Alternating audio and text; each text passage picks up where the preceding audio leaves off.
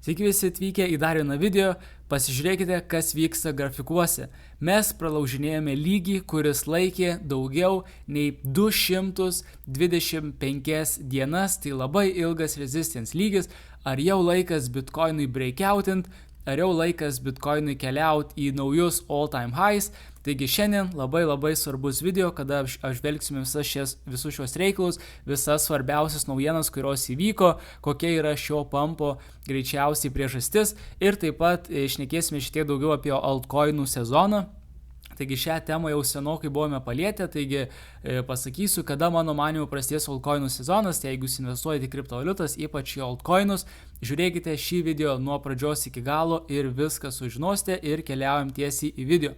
Dabar dar vienas labai svarbus dalykas ir pirmasis dalykas, kurį noriu jums pranešti, tai yra labai gera naujiena. Dabar prie mūsų dienos prekybos ir investavimo kriptovaliutų rinkoje mokymų, kurie yra pažangiausi industrija, pažangiausi Lietuva, pridėjome kriptovaliutų pradedančiųjų paketą. Tai reiškia, suteikėme galimybę pradedantiesiems, kurie galbūt negali iš karto nusipirkti pilnos prieigos, galbūt jie nori mokytis, nori pradėti, bet tiesiog neturi galimybės įsigyti pilnos prieigos, tai į tai atsižvelgęs aš sudariau planą, tai jums įsigyti pradedančiųjų paketą, tai yra tie patys mokymai, tiesiog jūs gaunate 3 pirmuosius skyrius, kuriuose išmoksite prekybos pagrindų, išmoksite kaip naudotis platformomis, kaip naudotis brokeriais, kaip atidaryti pozicijas per brokerius, kaip prekiauti per brokerius, kaip investuoti, atsirinkti kriptovaliutas, kokios yra jos perspektyvos, kur jų ieškoti, kaip apie jas gauti informaciją, visa svarbiausia informacija pradedantiesiems ir taip pat visas techninės analizės skyrius, tai reiškia viskas apie techninę analizę, kaip viską atlikti, kaip analizuoti rinkas, kaip atlikti strategijas ir taip toliau, viskas tik už $115, kadangi platforma priima tik doleriais, tai iš viso eurais bus dar pigiau, tai eurais gaunasi tik 100 eurų. Tai 100 eurų, tai realiai jūs galėtumėte investuoti 20 eurų į rinkas dabar, kai pasižiūrėtume šios mokymus į kai kurias kriptovaliutas ir jau gautumėte iš karto gal 200 ar 300 eurų grąžą, tai yra visiškai juokinga suma, tik 100 eurų palyginus, kaip dabar ateina bullrunas, kiek jūs galite išmokti, kiek galite užsidirbti investuojant ir prekiaujant prekyboje, tai yra tiesiog ypatingai maža ir nereikšminga suma. Aišku, tiem, kas norite, galite eiti ir įsigyti pilną mokymų prieigą, bet kas norite pradėti, visą po to dar galėsite iš šio paketo, bet kada pasidaryti upgrade'ą į didesnį paketą, į pilną prieigą ir netgi su nuolaida. Taigi, tokios labai svarbios naujienos, pasinaudokite šią progą, bullrunas ir altcoinų sezonas jau ne už kalnų, šita investicija jums atsipirks 20, 30 ar net 40 kartų. Taigi viską rasite štai čia, o dabar keliaujam tiesiai į analizę. Taigi vėlgi, pasižiūrim vieno analitiko trumpas naujienas apie Kiniją ir kas vyksta Kinijoje. Tai jau atsimenat, turbūt jei sekat šį kanalą visas Kinijos naujienas, buvo labai daug pozityvių dalykų. Tai reiškia, Kinija, žodžiu, pradėjo tą visą didžiulį stimulo paketą rinkoje, iš esmės pamažino palūkanas, pripompavo pinigų ekonomikoje ir taip toliau. Bet jų Kinijos akcijų rinka, matome, kad po to laiko nukrito. Tai reiškia, užsipompavo, pasižiūrėkite, koks buvo didžiulis pampas po visų tų stimulo naujienų ir tada baigėsi stimulas, baigėsi ir judėjimas į viršų ir grįžome atgal ties Kinijos akcijų indeksu. Tai aišku, kad Kinija darys vėl toliau tą patį, stimuliuos ekonomiką, pompuos ten pinigus, jie nori pasiekti 5% GDP augimo targetą iki metų pabaigos, kas bus labai sudėtinga, tam reikės labai daug stimulo ir matome, kad iš esmės jų centrinis bankas dabar pradėjo nupirkinėti jų akcijų rinką, ir iš esmės tai irgi visko neskaitysime, bet iš esmės vėl vyksta. Praeita programa buvo 42 milijardų stimulas ir dabar vėl tas pats vyksta iš esmės, kad centriniai bankai vėl įpompuos pinigus į Kinijos ekonomiką ir pasižiūrėkite iš karto, kas vyksta kitose rinkose. Kas vyksta su auksu, kas vyksta su S&P ir taip toliau, tai įsijungiam dabar auksą. Pasižiūrėkite į auksą. Auksas čia yra savaitės grafikai. Auksas daro vėl naujus highs vien tik šią savaitę. Tai reiškia, buvo kelių savaičių pertrauka, vėl all time highs. Tai irgi čia greičiausiai didžiausia priežastis yra Kinijos stimulas ir taip toliau. Tai irgi labai gerai, nes bitkoinas seka auksą, jeigu rinkos juda į viršų ir bitkoinas judės į viršų. Dabar kas vyksta toliau su S&P indeksu? S&P vėlgi šitą savaitę nauji all-time highs, pramušė highus praeitus ir atsidarė labai stipriai po savaitgalio ir greičiausiai kažkur panašiai čia ir užsidarys, tai irgi juda į viršų. Pasižiūrim, kas vyksta Nasdaq. Nasdaq daro dabar naujus all-time highs, tai Nasdaq tai irgi yra toks jau labai, kadangi čia rizikingesnės akcijos, tai reiškia risk on aplinka, o risk on aplinka taip pat yra labai teigiama ir kriptovaliutom. Tai pasižiūrėkite patys, kas vyksta ir dabar grįžtame prie bitkoino. Visos rinkos juda į viršų, juda ir bitkoinas. Bitkoinas dar nepadarė savo naujų all-time highs, bet kai viskas juda taip į viršų, tai yra tik laiko klausimas. Nes bitkoinas, kai jis yra lėtesnis, nes jis jau kai pradės judėti viršų, tai jis tiesiog susproks ir keliaus ten, labai greitai nukeliaus iki 100 000 ir daugiau. Tai todėl jis dabar juda lėčiau ir po to po truputį pralauž. Tai mes dabar, kas yra svarbu, kad mes pralaužėme šis resistance lygis laikė, pasižiūrim 217 dienų. 217 dienų žmonės vargo, laukė, kol pralaužė, mes bandėm jį vieną kartą, antrą, trečią ir dabar bandom ketvirtą kartą pralaužti. Ar šis kartas bus sėkmingas, išsiaiškinsim labiau link video pabaigos. Greičiausiai, tai mano spėjimai yra, pirmas dalykas, tai reikia pasižiūrėti, kur baigsis ši savaitė. Ar ši žvakė užsidarys virš, nes jeigu ji neužsidarys ir ji keliaus va tai va, tada nieko gero, tada greičiausiai bus pullbackas, bet jeigu ji užsidarys kažkur čia, aukščiau resistance lygio, tai techniškai reiškia, kad šis lygis yra sulaužytas, nuo to irgi daug kas priklauso, tai kai kelsiu šį video sumontuosiu, galbūt bus jau aišku, nes bus praėjus 1 diena 16 valandų, iki šios žvakės pabaigos jau greičiausiai bus pasibaigus ir matysime situaciją. Tai jeigu jau užsidarys žemiau, tai reiškia vėl yra didelis resistance ir keliausime žemiau turbūt, bet nemanau, kad daug žemiau, galbūt iki šio lygio arba net iki šio lygio, nes mes taip pat padarėme ir naują highų štai čia, o čia buvo tas visas konfliktas, iki čia nuvažiavom ir tada bam, vėl naujas highus. Tai yra labai teigiama struktūra judėti viršų. Tai irgi aš jau anksčiau buvau pabraižęs, kad kaina šoks į viršų, nes tikėjau, kad ji taip greit šoks į viršų, tikėjau bus tai arčiau rinkimų, bet dabar galbūt irgi kažkur, galbūt konsoliduosimės prie šio lygio ir tada judėsime toliau. Judant toliau prie sekančių naujienų, tai turbūt irgi viena iš priežasčių, kodėl mes turėjom visą šitą smarkų bitkoino pajudėjimą į viršų, tai yra SEC, tai yra Amerikos Securities Exchange Commission, aprūvino New York Stock Exchange options trading on spot Bitcoin ETFs. Tai massive naujienos.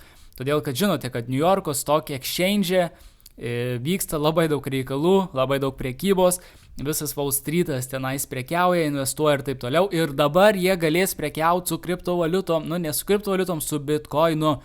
Reiškia, jie galės ne tik pirkti bitkoiną, bet jį ir parduoti ir galės prekiauti, kas atneš daug daugiau liquidity, daug daugiau volume į visą bitkoiną ir tai yra labai bullish dalykas ir turbūt viena iš priežasčių mano manimu, kodėl dabar tai pakilo bitkoinas. Ir viena iš priežasčių, kita priežastis, manau, yra Kinijos naujienos ir aišku tada šios naujienos, tai čia yra massive naujienos, labai teigiamas dalykas, įsivaizduokite, didžiausiame pasaulio stock exchange dabar bus galima prekiauti su bitkoinu, pirkti, parduoti ir taip toliau. Tai Wall Street'ui labai gerai ir mums labai gerai, nes bitkoinas užsipompavo smarkiai po šių naujienų. Vėlgi dar apžvelgime kaip įsta trumpai ETFs, tai ETFs irgi yra tiesiog on fire, ta prasme pasižiūrėkit, kas vyksta, čia buvo toks trumpas sulėtėjimas, biški minusų, dabar bam, siautė, tiesiog BlackRockas, pasižiūrėkit, kiek jie perka, manau visi jau žino, kas laukia, tai irgi ką aš skaičiau įdomaus, kad tiesiog dabar, kai artėja rinkimai, žmonės jau yra labiau užtikrinti rinkimų pabaigą ir jie daugiau deployina pinigų. Ir kai bus pati rinkimų pabaiga, tada jie dar visi, kas laukia, deployint savo kapitalą, ta prasme panaudos jį rinkose ir ateis dar daugiau pinigų. Tai įsivaizduokite dabar, tokios yra bitkoino įplaukos, kas bus, kai bitkoinas pralauš all time highs, kas bus, kai bitkoinas pasieks 80, 90 ar 100 tūkstančių. Kokios bus įplaukos, galbūt mušime rekordus, galbūt bus milijardinės įplaukos kiekvieną dieną, nes jau dabar tokios 500 milijardo įplauko, bitkoinas dar net nepralaužė savo resistance lygio. Tai čia yra didžiuliai pinigai kurie pasipils į rinką. Ir jau dabar matome, aš jau nebeskaičiuosiu šį kartą, bet irgi matome, kad jau arti milijardo, nu žodžiu, gal virš 2 milijardų įplaukų per 5 dienas. Tai yra 1, 2, 3, 4, 5. Tai jeigu dar priskaičiuojam ir šiandien dieną, tai per šias dienas tai virš 2 milijardų įplaukų. Tai didžiulės įplaukos į Bitcoiną. Tai Bitcoinui gerai, bet altcoinam tai nėra žiauriai geros. Ta prasme yra gerai, kad rinka juda į viršų, ateina pinigų, bet čia įplaukos tik į Bitcoiną, o ne į visą rinką. Tai dabar šiek tiek pakalbame apie altcoinus. Tai pirmas labai svarbus dalykas, tai kad yra altcoinų sezonas ateina, tai čia pirmas dalykas svarbus. Kitas dalykas svarbus, kad Bitcoinas visada pradeda judėti pirmas. Tai reiškia, jis pralauš all-time highs, tai ten gal kiek 73 tūkstančiai ir kažkas tokio dabar pralauš all-time highs, pasieks 76, 77 tūkstančius, 80 tūkstančių ir taip toliau. Altcoinų sezonas dar to neprasidės greičiausiai, nes altcoinai jie judės po truputį, nes bus hypas, vis tiek žmonės investuos, bus daugiau susidomėjimo rinka, tai jie judės į viršų, bet nebus tas parabolinis judėjimas. Tai jie judės į viršų, tai iš pradžių Bitcoinas visada turi nueiti gana toli, tarkime, mano manimų nueiti bent jau iki 85 tūkstančių, 90 tūkstančių, tai turi nueiti aukštai todėl, kad kai Bitcoinas nueina gana aukštai, tarkime, iki 90 tūkstančių ir taip toliau, tada žmonėm atsibosta Bitcoinas. Ir visi tie, kas buvo Bitcoino maksimalistai, galvoja, čia Bitcoinas jau dabar net neduos 2x man grąžos. Ir tada pinigai pradeda plaukti į altcoinus. Tai aišku, visada stabilus kiekis pinigų įplaukia į altcoinus, bet kai pinigai pradeda plaukti iš Bitcoinų į altcoinus, tada būna didžiuliai paraboliniai judėjimai ir nuo to priklauso Bitcoin dominance, apie kurį dar pakalbėsime vėliau.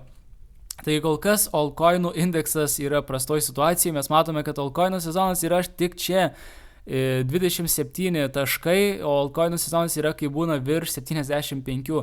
Tai įsivaizduokite, kaip dar nėra to altcoinų sezono, ir žinau, kad ir komentaruose žmonės rašė, kad jie laiko altcoinus ir jau atsibodo laikyti ir kad praranda savo patience, tai yra savo kantrumą.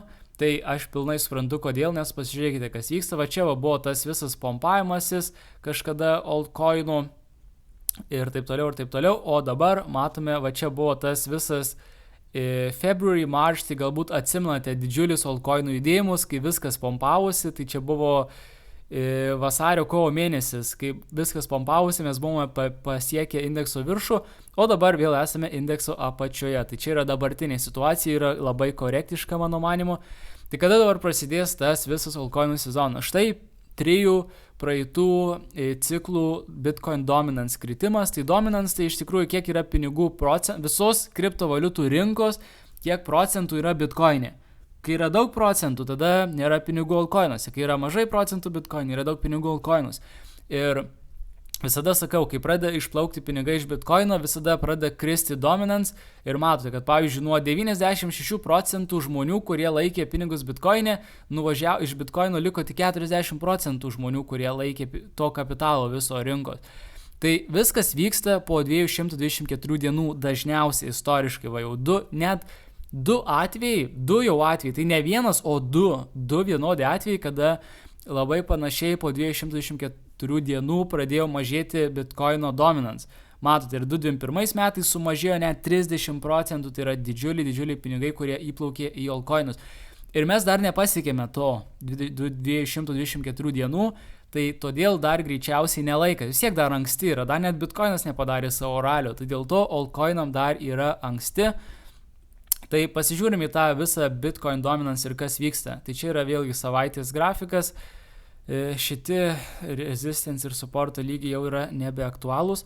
Taigi šiek tiek išsitolinam ir pažiūrim į tą visą bendrą vaizdą altcoinų sezono ir jums sudarys gana neblogą įspūdį.